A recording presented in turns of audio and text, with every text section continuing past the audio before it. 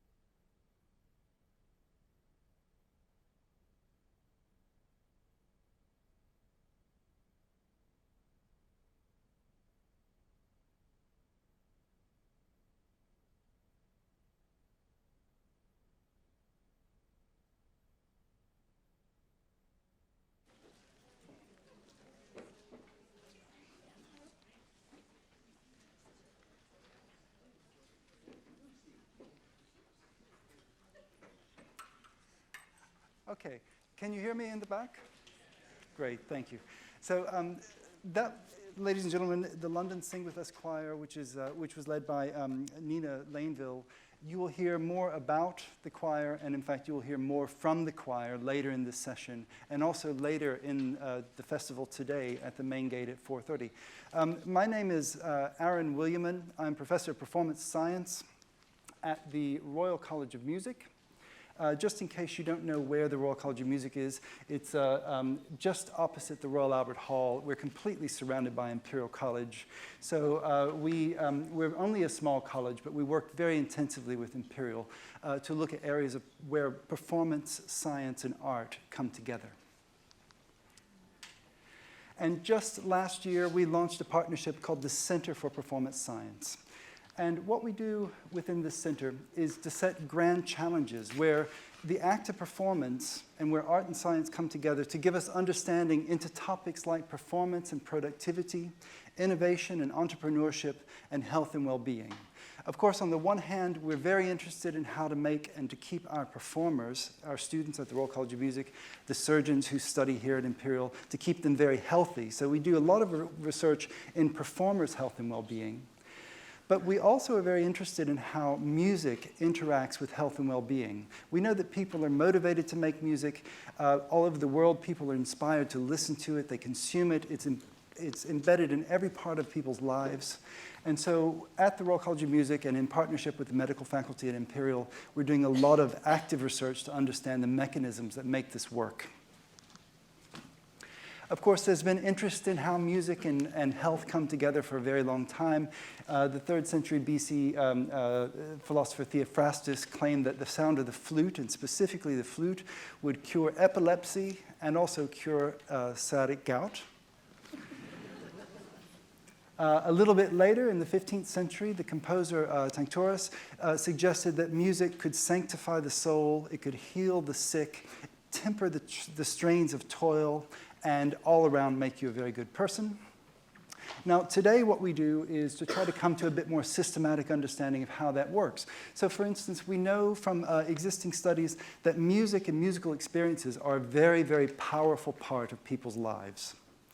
They are not just part of their lives, but they're sources for positive emotion, and they satisfy important psychological needs.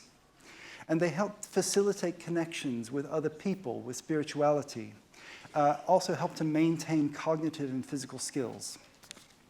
More specifically, we see that making music, in studies with older adults, making music has been shown to decrease anxiety, depression, and loneliness, and it's also been shown to increase cognitive functioning.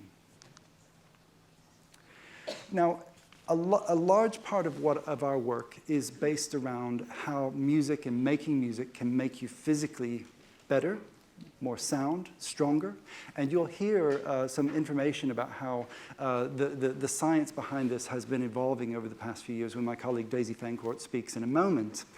But I thought I would start by just saying a few words about how music and well-being interact. Well-being is usually conceptualized as having a so-called hedonic perspective, this aspect of subjective experience of happiness and life satisfaction. But it also has a very strong eudaimonic perspective, where psychological functioning is positive and good relationships and self-realization actually are encouraged.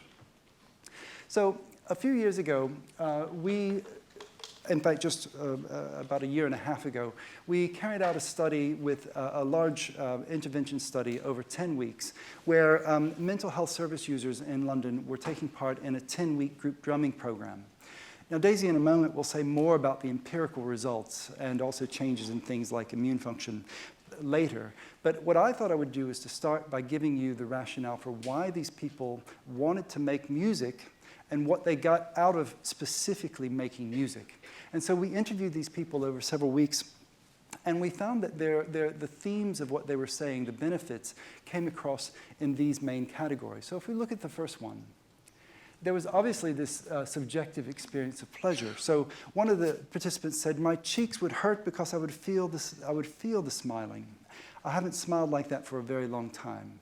And do bear in mind that this was a sample of mental health service users here in London. One person said, "Even if I felt really tired, it was a sort of alive tiredness rather than a numb, dead, detached tiredness." We also see a notion of increased self-satisfaction and agency. So for example, one person said, "It's a doorway to something. Somebody has opened a door into an area that I might never have gone into, which is really exciting. There might be a few more doors out there." And for people who are suffering with mental health problems, that's a very important thing to realize. But there was also a sense of accomplishment with making music. It gives me a new view. I survived it, so that goes in. It's like knowing you can do something and can come out the other end. It's the seed of thinking, I've had the experience of being completely lost and then getting it. We also see a good deal of engagement with a wide range of parts of their lives, more engaged, in fact. And one person said, it was easy to get into a trance because once you've done the drumming for a certain amount of time, collectively, you just go into that place where you're in the moment. You are just there in the moment. A greater sense of self coming with this. I learned something about myself. It tapped a happy part of me. I didn't really feel I could do it, but now I feel that I'm ready. And I feel that I want to be more productive, to start looking for work. I feel more confident. I was fearful to go for an interview and that these people would see that I am, depressed or going up and down. Right now, I still feel positive, so I want to hang on to that feeling. And then finally, there was generally a feeling of enhanced social interaction among our participants. It was nice to not to know who was who. This thing works on another level. We didn't speak. We didn't find out what others were up to or what they do or don't do. I felt that music or what we were doing gave us another way of relating. So at the heart of our findings of this study, and again, these are just the qualitative results, and you'll hear more about the quantitative findings later. We were finding that learning to make music was at the core, and all of these areas such as self-satisfaction, accomplishment, engagement, enhanced social interaction were feeding into this sense of meaning, this eudaimonic well-being. But of course, we also were tapping aspects of hedonic well-being, where people were feeling more pleased, more happy. Now, a few years ago, the New Economics Foundation, which is a think tank based here in London, looked at all of the literature around well-being, the empirical literature, and tried to distill out the 5 things actually that are common to people who have high levels of well-being. These things are giving to other people, being active physically and being active with other people, connecting in your environment, in local surroundings, taking notice of what's around you, and also keep learning. So the empirical literature suggests that people who do these things usually score much higher on tests of well-being. So let's look back at our findings and see, well, with regard to our study, we were finding that, in fact, yes, our participants were indeed, by making music, able to connect with other people. They were able to be active and to take notice of their surroundings, to give to others in the community, and to learn something new. So I would put to you that one very good way to well-being is actually to make music. And on that basis, I'm going to hand over to my colleague, Daisy, who will hand me back my 18-month-old. Thank you.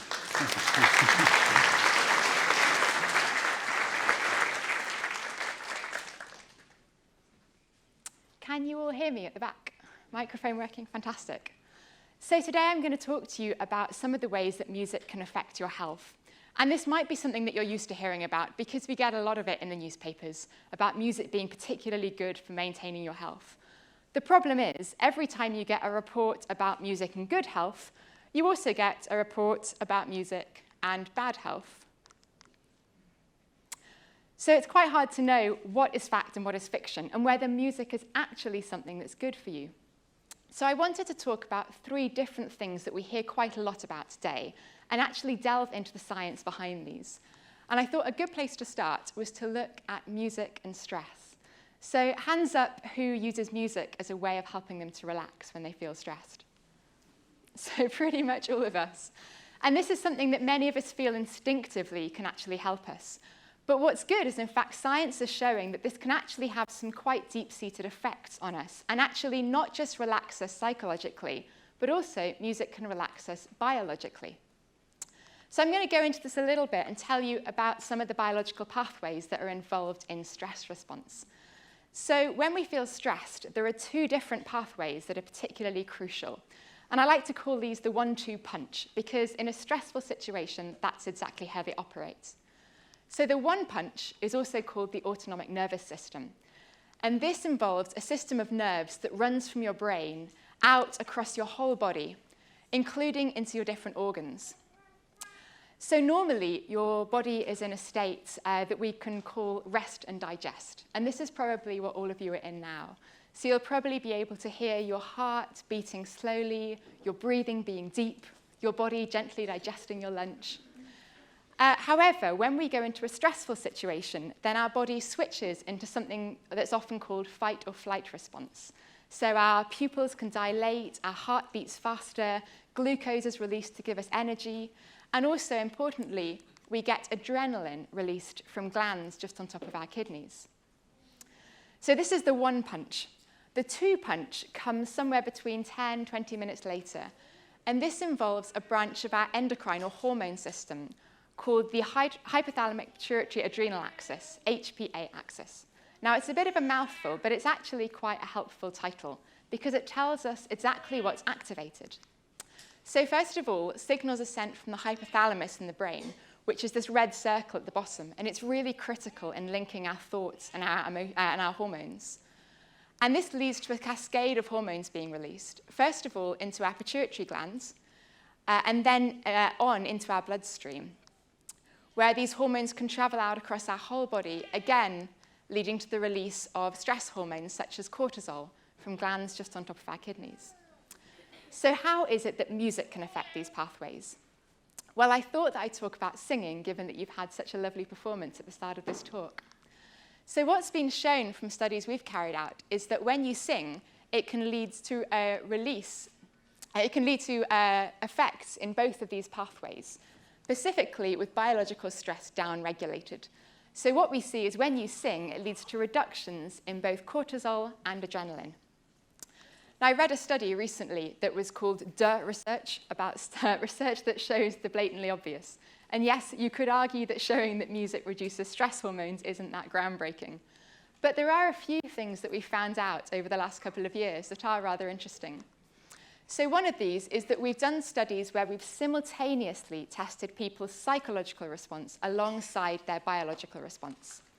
And what we've found is that even when people are psychologically very relaxed at the start, in other words, they come in very calmly, they sing for an hour, and therefore they don't psychologically experience much of a reduction because they're already very calm, they can still experience a biological reduction in stress. And this is cool because it suggests actually you can have a biological response to music without even being aware that it's happening. Here's a second fun fact. We tested the same people initially in this low stress singing condition. And then we thought, well, what happens if we put them in a completely different psychological context? So if they go into a high stress performance. So we got them then to do exactly the same experiment a day later, but in front of 700 people. So much, much higher stress. Now, unsurprisingly, what we found was that people were psychologically much more stressed at the start of the singing, but they gradually got calmer as they did their performance. But here's what we'd found in terms of their biological response. Completely the opposite. Now, the fact that we found a bit of a disconnect between the psychology and the biology isn't that surprising, because I mentioned there's a bit of a lag time, for example, with cortisol production. So often we don't see these things completely tying up. But what I think is very interesting is that we're finding the opposite biological response to the same piece of music here. Exactly the same music in the first setting led to a reduction, but in the second setting led to an increase. And this is interesting because a few studies over the years have suggested that music can just resonate with specific biomarkers in our body. In other words, there can be this direct relationship between music and our immune systems. Some studies have even put cells in Petri dishes, played music at them, and claimed that the cells grow differently.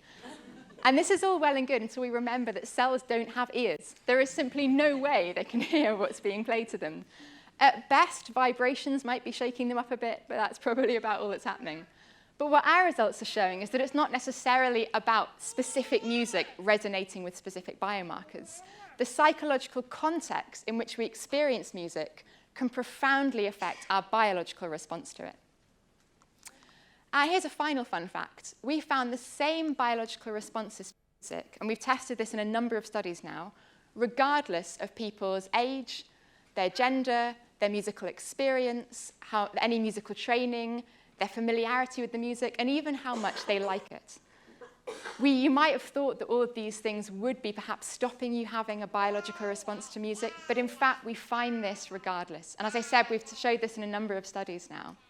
So it suggests that actually our relaxation response to music is quite deep-seated within us. I'm going to move on to another thing that you hear about quite a lot now.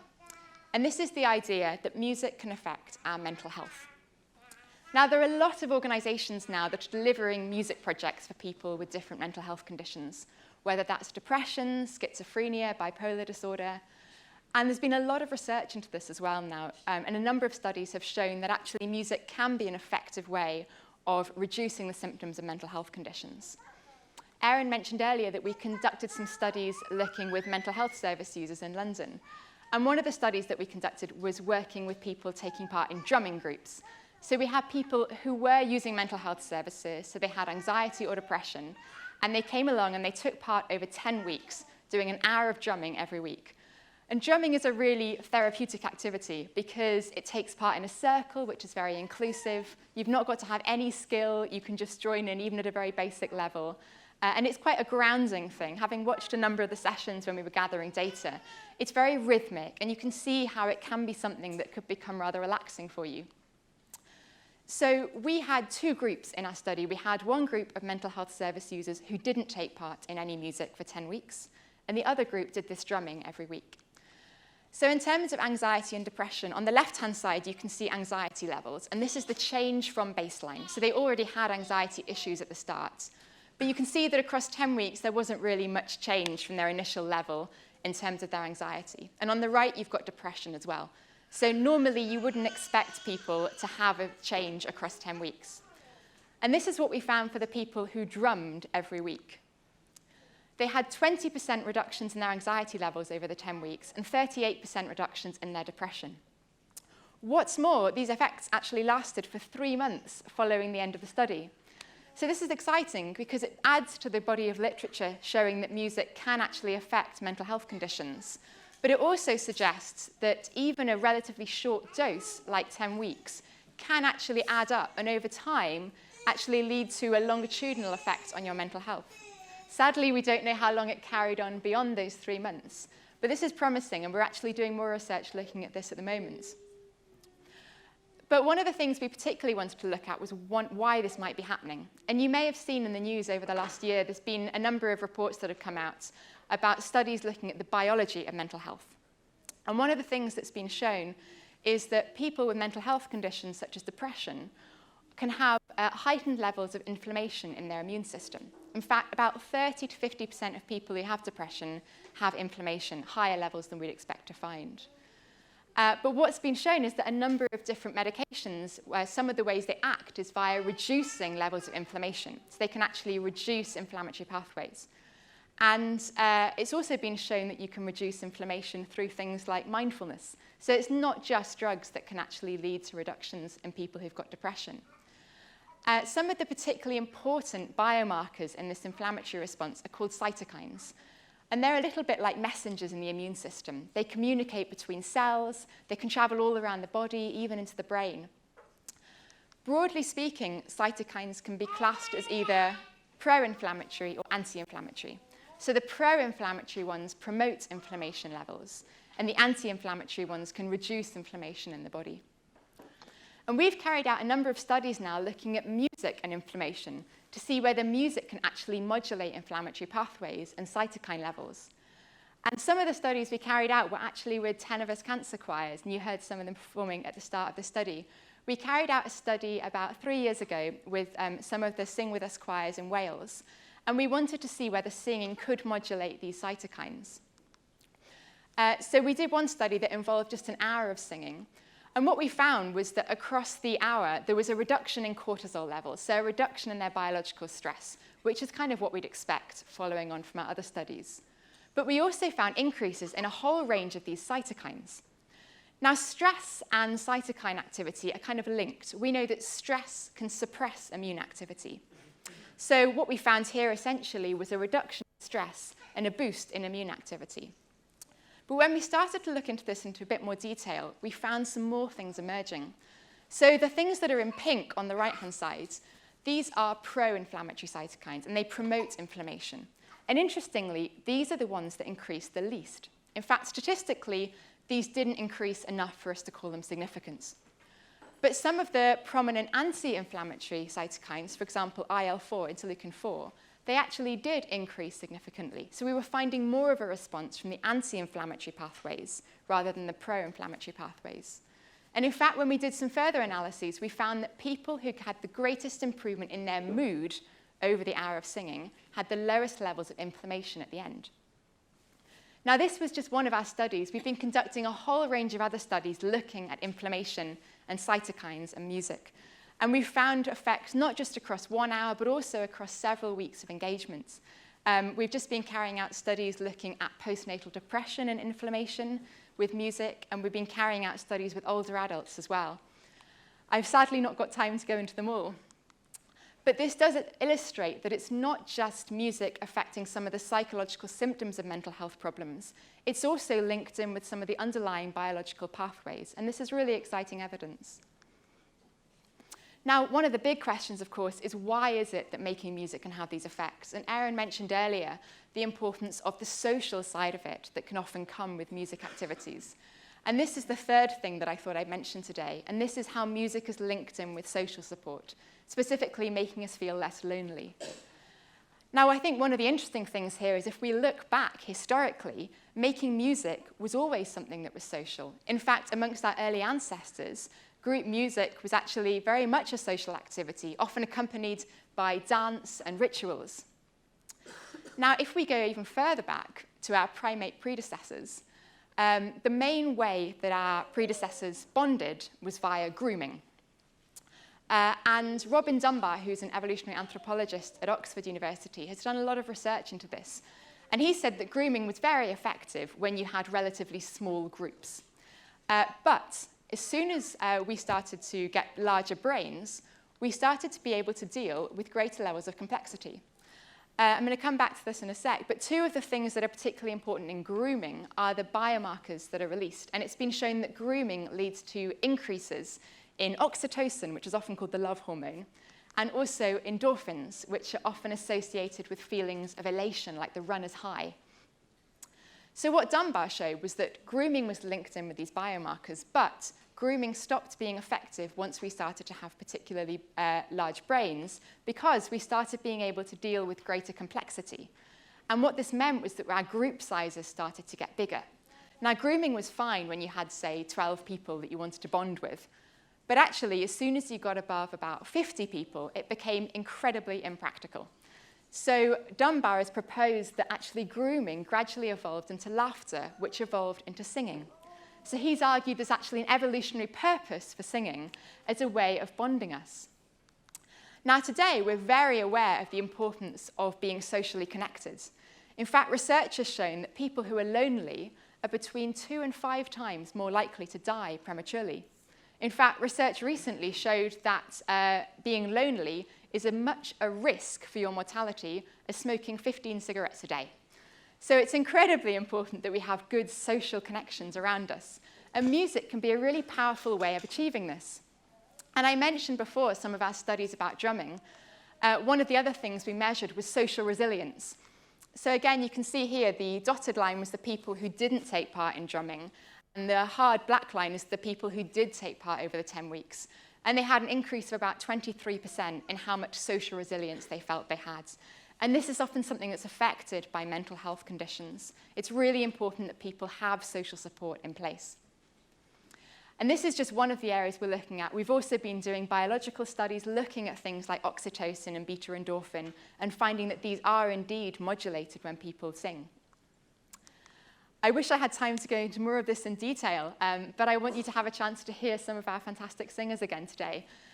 So I'll just say these are only some of the ways that music can affect us. If you're interested in finding out more, then this is a massive plug. But I do have a book which is just out, looking at this in more detail. So just to whet your appetite, music can also help premature babies to gain weight faster. It can help Parkinson's patients to walk, and it can even help people with dementia to have stronger memories as well.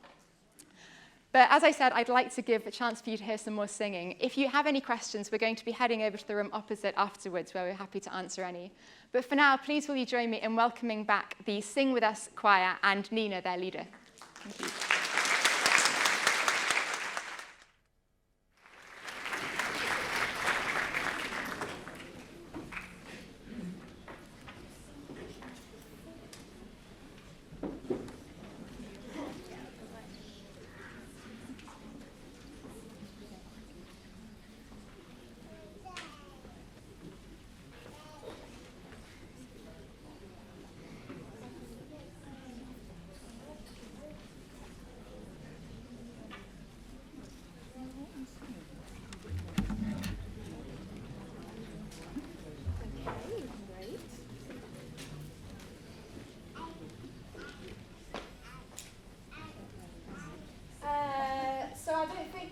singing will ever be the same after this.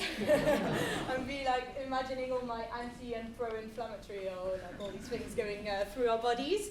Thank you so much. I hope you enjoy it. And we've got a little surprise for you afterwards, so please stay with us. Yeah, that's it. So you have no idea what we're singing. No.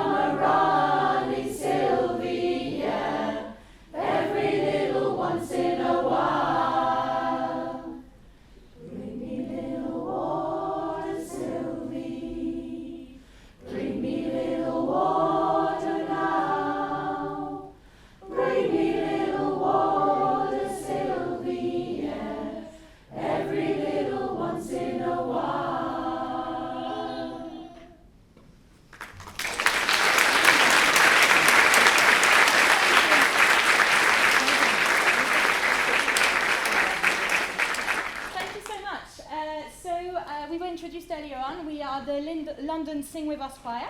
We are part of Tenovus Cancer Care, which is a cancer charity very well known in Wales but completely unknown here in London. But we are here to represent it, and we sing every Wednesday, just literally 10 minutes walk from here. We welcome everybody affected by cancer, and that is quite wide. So it's people going through cancer at the moment who have been in the past, also their family, carers, health professionals. It's a big mix, and it's important for us that it stays like that. It's a very friendly group. We sing from 5:30 to 7 every Wednesday. You don't need to have sung in a choir before. A lot of our members never have. You don't need to have to be able to read music in any way. We are very keen to welcome everyone. I mean, you already know what it does to your body, so I don't need to explain that. But all I can say is that it's always a treat, and I'm sure that you can talk to all these people afterwards, and they'll tell you how it really affects their lives and my lives as well, leading them. So the little surprise is, I'd like us to experience all these wonderful things that we have heard of just now, and we're all going to sing. And so I'm going to teach you a song, and we're going to sing it, and then we're going to split the room in two, and we're going to sing it in a round, and we're going to experience very quickly, in literally 10 minutes I've got, to make you experience singing in harmony, and this is exactly what we do every Wednesday. So, the choir's going to help you. They already know the song. So maybe choir, if I could ask you one part to maybe go on over there, and the other over there, so maybe on the stairs, or if you find a seat, please sit down, okay? We're going to sing Wade in the Water, okay? Oh, I can see some people leaving already.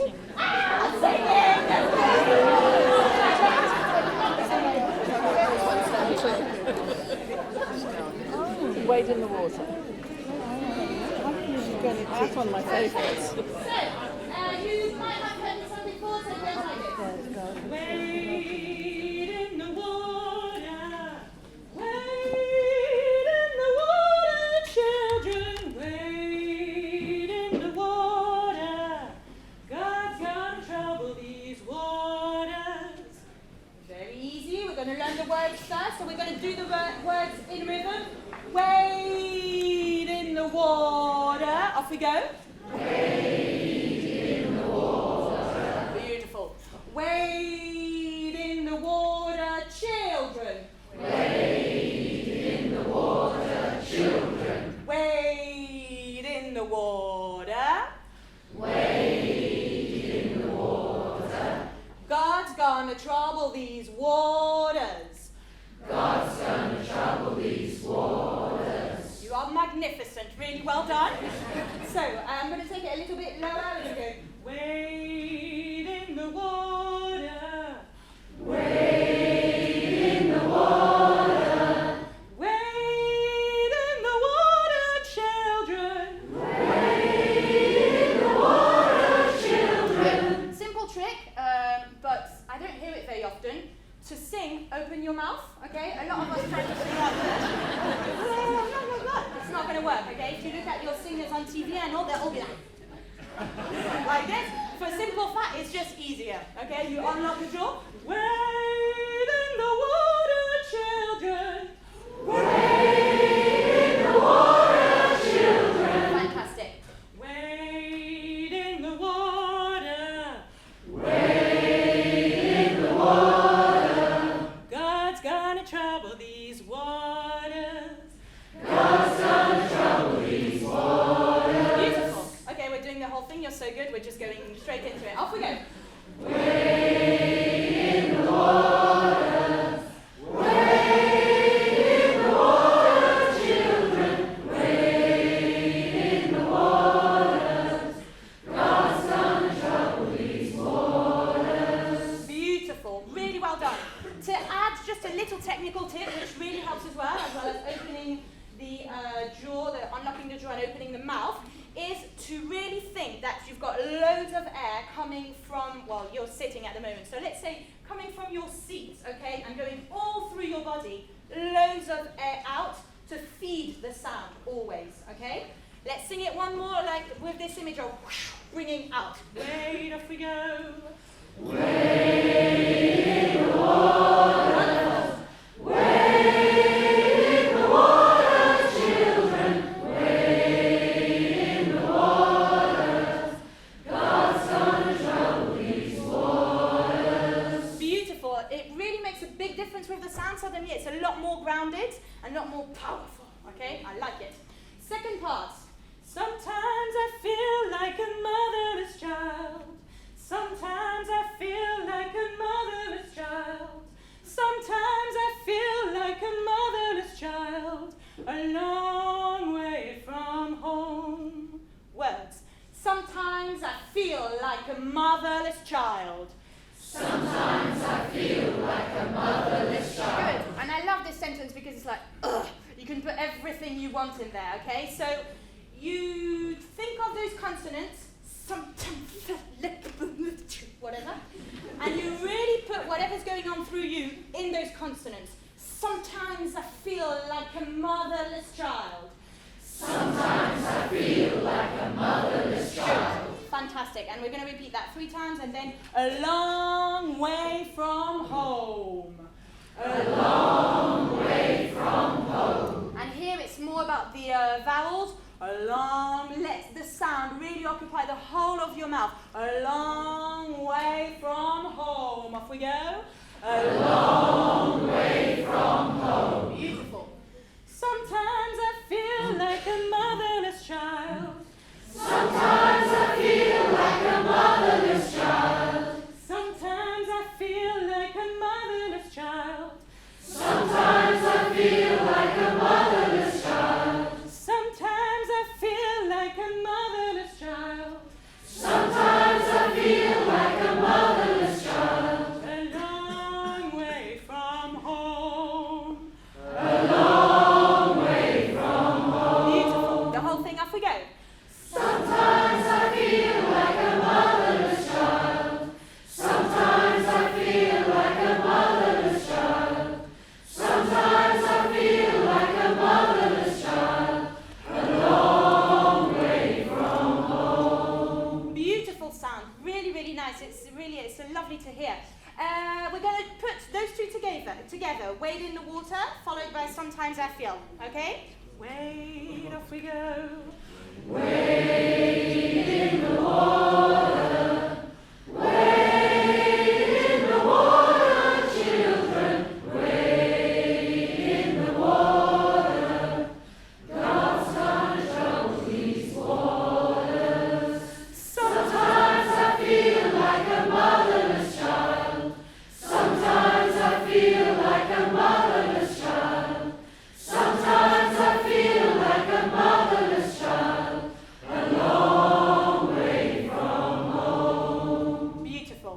I will ask everyone to stand up. And we're going to make our little performance. So we're going to split the group in two. Splitting the group in two. So we have group 1 over here. People in the middle, you get to decide where you want to go. Group 1 over here. Group 2 over there. And group 1, you're going to start wading the water. And group 2, you're going to start with sometimes I feel. Okay? Sometimes wade. You guys will keep going on to sometimes I feel. You will go on to wade in the water. We're going to sing the whole thing twice. Okay? So you're going to sing both songs twice. We'll see if that works. Doesn't work, doesn't matter. Did you ever say sometimes? Wait. Wait sometimes. Sometimes I feel like a motherless child. Sometimes I feel like a motherless children. Sometimes I feel like a motherless child. A long way from home. Okay, I'm going to stop this. The sound is absolutely beautiful, really well done. But what we're not quite doing at the moment, which is essential for choir, is listening to the other group. Okay? Sounding great, but the whole thing is not quite mixing. I can see. So we're going to do that again, just making sure that we're really listening, and then I promise we're finished, okay? Wait sometimes. Sometimes I feel like a motherless child. Sometimes I